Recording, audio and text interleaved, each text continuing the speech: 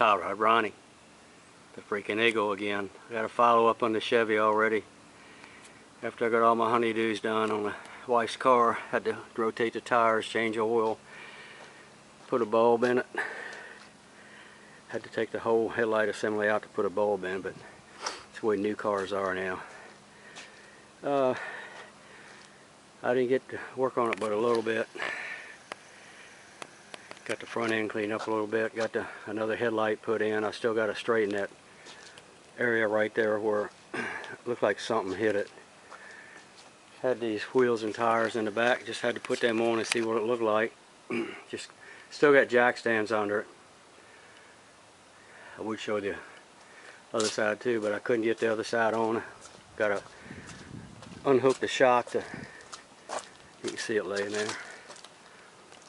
This side the shock was already unhooked, but cleaned up the side. Looks a lot better. I had a lot of mildew on it. At least I got all that done. Gets me inspired just to keep on getting it, man.